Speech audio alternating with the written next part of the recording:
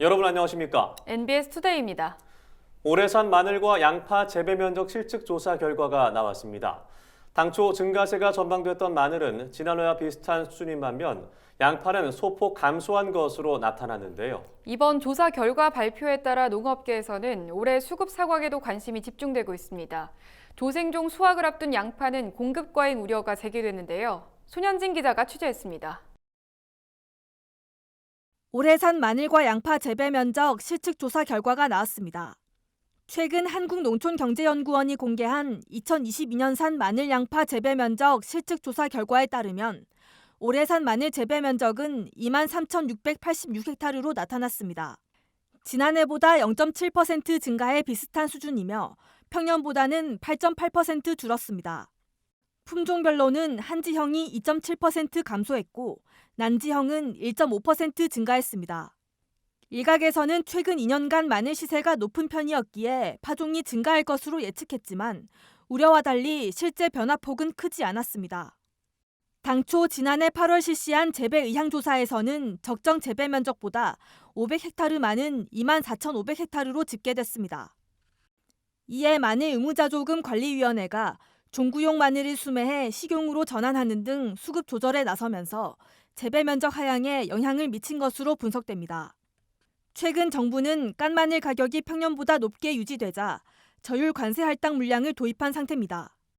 현재로서는 해당 조치에 따른 가격 하락 영향이 크지 않고 남부 지역 가뭄으로 작황도 좋은 편이 아니어서 시세가 어느 정도 유지될 것으로 전망됐습니다.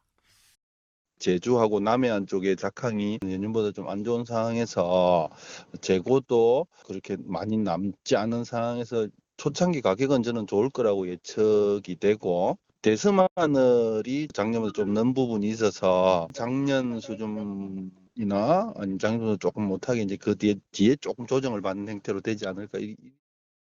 양파는 조생종 수확이 시작되면 공급 과잉으로 이어질 가능성이 제기됩니다. 코로나19 확산에 따른 소비 부진이 심각한 가운데 다음 달 중순부터 수확이 시작되는 조생종 재배 면적이 증가했기 때문입니다. 올해 산 양파 재배 면적은 지난해보다 5.5% 감소한 17,521헥타르.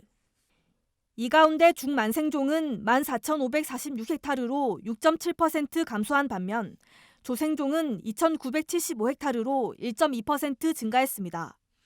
대부분 주산지의 재배 면적이 줄었지만 제주 지역의 조생종 재배는 지난해보다 늘어난 것으로 조사됐습니다. 현재 서울 가락시장에서 판매되는 양파는 1kg 상품 한 망에 500원대 아래로 떨어진 상황입니다. 이에 작황이나 저장양파 재고 소진 속도에 따라서는 가격 반등이 단기간에 이뤄지기 어려울 것으로 예측됩니다.